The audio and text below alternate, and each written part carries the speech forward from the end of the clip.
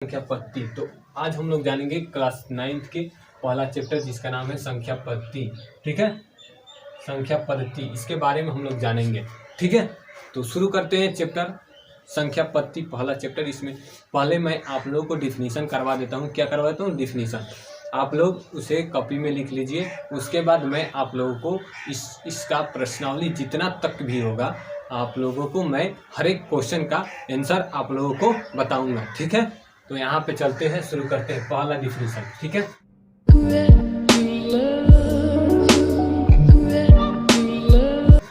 पहला एक नंबर सबसे पहले जानेंगे प्राकृत संख्या। इसे इंग्लिश में क्या कहते हैं?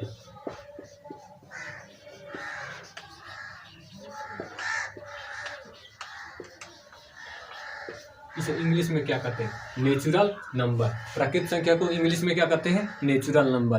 तो यहाँ पे हम लोग चालू करते हैं प्राकृत संख्या। प्राकृत संख्या कहते किसे है? तो सब लोग जानते हैं प्राकृत संख्या, गिनती की संख्या को प्राकृत संख्या कहते हैं। जैसे में 1 2 3 4 5 6 7 8 9 डॉट डॉट डॉट जहाँ तक चला जाए। ठीक है, इनफाइनाइट तक होगा। गिनती की संख्या को प्राकृत संख्या कहते हैं। प्राकृत संख्या में जीरो नहीं होता है। क्या नहीं होता है? जीरो नहीं होता है। ठीक है, तो आप लोग जीरो एक प्राकृत संख्या नहीं है। ठीक है, तो यहाँ पे आपका जैसे में क्या होगा? जैसे में 1 2 3 4 5 6 डॉट डॉट डॉट डॉट। ठीक है, अब हम लोग जानेंगे, अब हम लोग का दूसरा जो टॉपिक है वो है पूर्ण संख्या। पूर्ण संख्या कहते किसे है? ठीक है, पूर्ण संख्या कहते किसे है? प्राकृत संख्या में जीरो लगा दे तो वो संख्याएं क्या होती है? पूर्ण संख्या हो जाती है। प्राकृत संख्या में जीरो लगा दे तो वो संख्याएं कैसी हो जाती है? पूर्ण संख्या हो जाती है। अगर मैं यहाँ पे आप लोग का दूसरा जो टॉपिक है पूर्ण संख्या, अगर मैं प्राकृत संख्या में जीरो लगा दूं तो वो संख्या कैसी हो जाएगी? पूर्ण संख्या। तो मैं यहाँ पे जीरो लगा देता हूँ। 1 2 3 4 5 डॉट डॉट डॉट। तो ये आपकी संख्या क्या होगी? पूर्ण संख्या हो गई।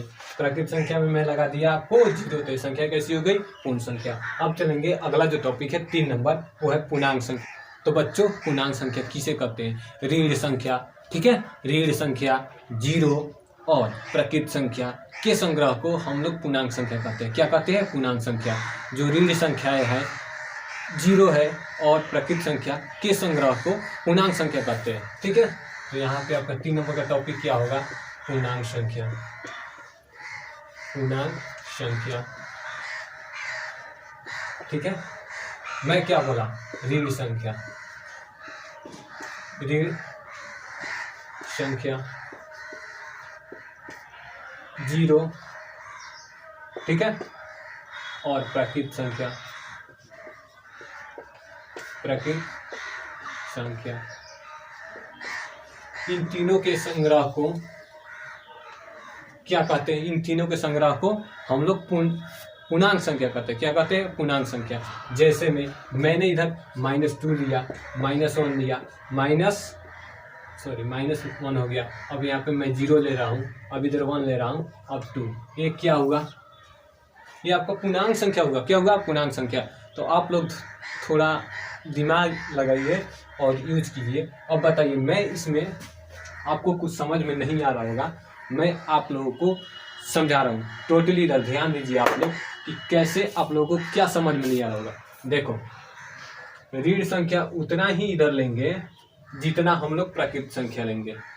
ठीक है, उतना ही ऋण संख्या इधर लेंगे जितना हम लोग प्राकृत संख्या लेंगे, या उतना ही प्राकृत संख्या लेंगे जितना हम ऋण संख्या लेंगे। ठीक है, तो इस बात को ध्यान में रखें। ठीक है, तो चलते हैं जो अगला टॉपिक है 4 नंबर। 4 नंबर आपका टॉपिक क्या है? 4 नंबर टॉपिक है परिमेय संख्या। परिमेय संख्या। परिमेय संख्या कहते किसे है? तो परिमेय संख्या वैसी संख्या है जो p/q के रूप में हो। ठीक है, q = नॉट हो जीरो, मतलब q बराबर नहीं हो जीरो के। ठीक है, यही आपका परिमेय संख्या कहलाती है। ठीक है, देखो p/q ठीक है। हो क्या हो Q is equal to not हो 0, मतलब Q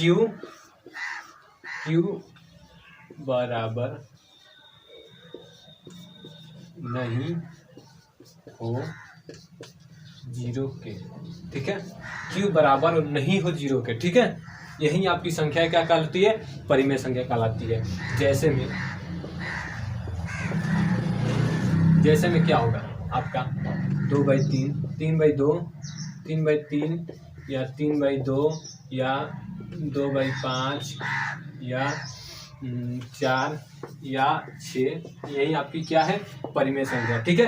यही आपकी क्या है, परिमेय संख्या। तो अब चलते हैं जो अगला टॉपिक है, हाँ उदाहरण पे समझ लें, ठीक है। समझे यहाँ पे उदाहरण पे, ठीक है। किस पे समझे, उदाहरण पे। जैसे 6 दिया है 18, इसका मानक रूप क्या होगा, मानक रूप क्या होगा, 6/18 का मानक रूप क्या होगा। कितना मर्त में कटा, एक कितना मर्त में कटा, 6 तरीके 18, 1/3। अब आप लोगों को डिफिनीशन इसको देखकर आ जाएगा। एक उदाहरण देखिए, डिफिनीशन ऑटोमेटिक याद हो जाए। तो यहाँ परिमेय संख्याओं का मानक रूप क्या है, 1/3। क्यों, 6/18 था, मैंने 1/3 के रूप में काट दिया। अब क्या 1 से 3 कटेगा, नहीं कटेगा, इसलिए सबसे छोटी संख्या है, ठीक है। अब इससे नीचे नहीं कटेगा, ठीक है। तो यही आपका क्या होगा, मानक रूप, क्या होगा, मानक रूप। अब चलेंगे जो आपका अगला टॉपिक है उस पर, ठीक है। तो आपका 6 नंबर टॉपिक दे रहा है परिमेय संख्या। क्या है टॉपिक, जो आपका 6 नंबर टॉपिक है, टॉपिक 6 नंबर है, वो कह रहा है आपको दो परिमेय संख्याओं के बीच परिमेय संख्या। तो दो परिमेय संख्याओं के बीच में परिमेय संख्या कैसे निकालेंगे, इसका सूत्र होता है, ठीक है, D इज इक्वल टू, यही आपका क्या होता है, सूत्र होता है। तो इसको याद कर लीजिए और आगे हम लोग देखेंगे कि कैसे निकालते हैं दो परिमेय संख्याओं के बीच परिमेय संख्या, ठीक है। दो परिमेय संख्याओं के बीच परिमेय संख्या, यही आप लोगों को आगे क्वेश्चन में आएगा, तो मैं आप लोगों को बताऊंगा दो परिमेय संख्याओं के बीच परिमेय संख्या कैसे निकालते हैं। तो इसका सूत्र याद कर लीजिए, ये क्या है, INP, इम्पोर्टेंट है, ठीक है। एग्जाम के व्यू से ये आपका इम्पोर्टेंट है। D is equal to y minus x/n+1 is equal to परिमेय संख्या। अब परिमेय संख्या होता क्या है, वो ऐसी संख्या जिसका रूट ना लगे, ठीक है, वो अपरिमेय संख्या है। जो नहीं कटे वो अपरिमेय संख्या है, अपरिमेय संख्या डॉट डॉट डॉट डॉट इसी तरह आपका हो जाएगा, ठीक है। तो ये क्या है, वैसी संख्या जिसका रूट ना लगे उसे अपरिमेय संख्या कहते हैं। क्या कहते हैं, अपरिमेय संख्या में वास्तविक संख्या, इंग्लिश में क्या कहते हैं, रियल नंबर, रियल। अब वास्तविक संख्या किसे कहते हैं, वास्तविक संख्या होता क्या, आपका क्या दे रहा है, देखो वास्तविक संख्या होता क्या है, तो परिमेय संख्या, परिमेय और अपरिमेय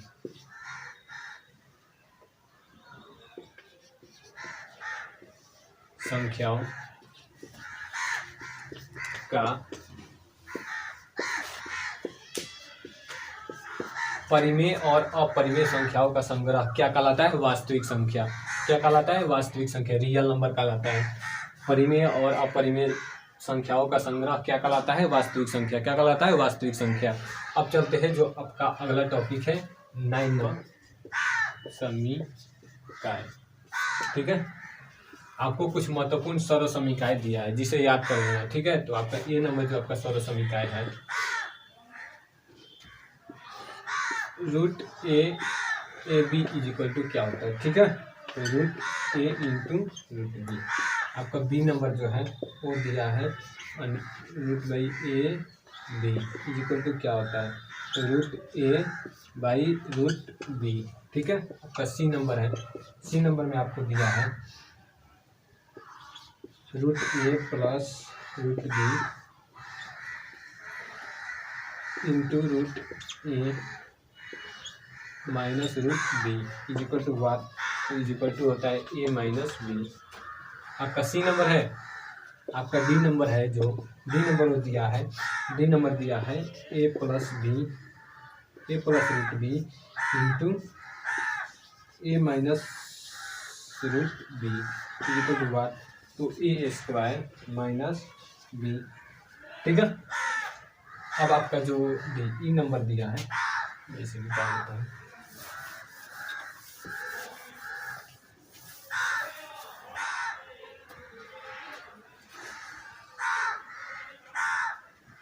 आपका जो ई नंबर दिया है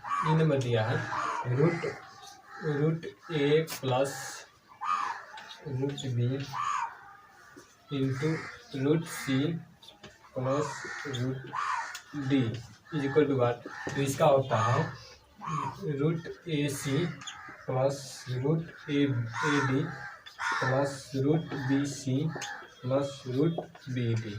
ठीक है, तो ये आपका इसका आंसर हो गया। ठीक है, अब ई एफ नंबर जो आपका दिया है root a plus root b का होल स्क्वायर, क्या दिया है रूट ए प्लस बी का होल स्क्वायर, तो इसका क्या होगा, तो 2 root a b plus b. ठीक है, इधर प्लस ए।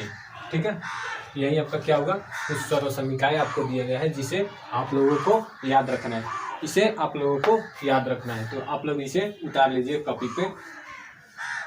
ठीक है, अब हर का परिमीकरण आपको क्वेश्चन में देगा। ठीक है, तो आप लोग करेंगे इसको कैसे, तो हर का परिमीकरण करने के लिए सबसे पहले आपको इधर देखो, जैसे मैंने इधर दिया रूट, ठीक है 3, अब इसका हर का परिमीकरण कैसे करेंगे इसको हम लोग समझ लेते हैं। ठीक है, आप लोगों को मैं हर एक चीज़ बता देता हूँ, आगे जो एक्सरसाइज है उसमें आप लोगों को दिक्कत ना हो। ठीक है, तो हर का परिमीकरण कैसे करेंगे, देखो 1 है 1 वैसे ही रह जाएगा, √3 तो √3, अब यहाँ गुणा होगा। ठीक है, क्या होगा √3 बटे में √3, जो नीचे रहेगा उसे नीचे ऊपर से क्या करेंगे, गुणा करेंगे, तो आपका ये क्या हो गया √3, 1 से गुणा होगा तो √3, और √3 में √3 से गुणा होगा तो 3, यही आपका क्या होगा आंसर। यही वास्तविक संख्याओं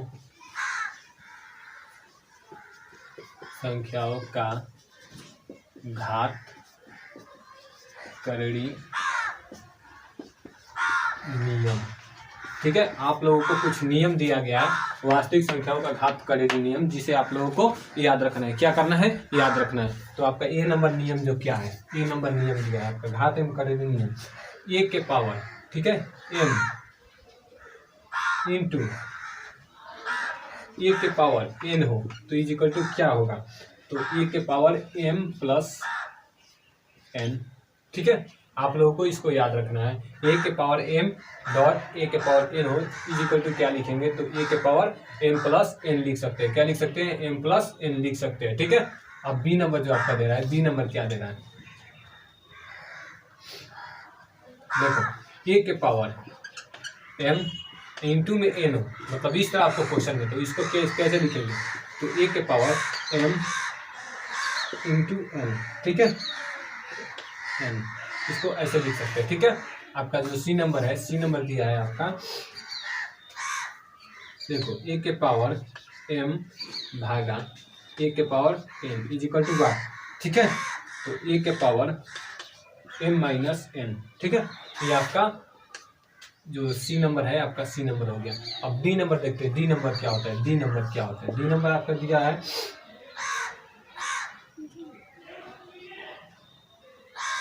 देखो डी नंबर दिया है ए के पावर एम बाई ए के power N is equal to what, A के पावर एम माइनस ए के पावर एन।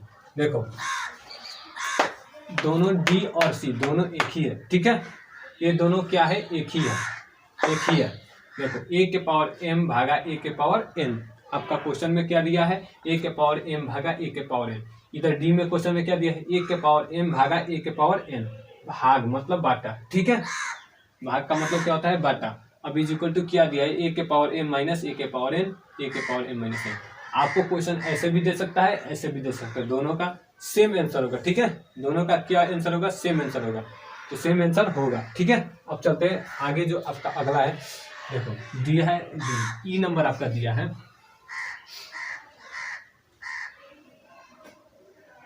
ई नंबर दिया है ए के पावर 0 इज इक्वल टू 1। ठीक है, ए के पावर 0 रहता है, किसी भी अंक का पावर 0 रहता है, उसका आंसर क्या होगा 1 होगा। किसी भी अंक का पावर 0 रहेगा तो उसका आंसर क्या होगा 1 होगा। अब जो आपका एफ नंबर दिया है क्वेश्चन आपका ए के पावर m इंटू बी के power m is equal to क्या, तो ए और बी के पावर m, यही आपका क्या होगा आंसर होगा। तो बच्चों इसका स्क्रीनशॉट ले लो या कॉपी पे उतार लो, ठीक है। तो बच्चों तो आप सभी का ए कंप्लीट हो चुका है डिफिनीशन। अब हम लोग आगे चलेंगे प्रश्नावली 1.1 में। तो आगे देखने के लिए मेरा अगला वीडियो चैनल पर लाइक कमेंट सब्सक्राइब अवश्य करें मेरे चैनल को, ठीक है। बेल आइकन दबाना ना भूलें क्योंकि लेटेस्ट वीडियो आपके पास अवश्य पहुंचे।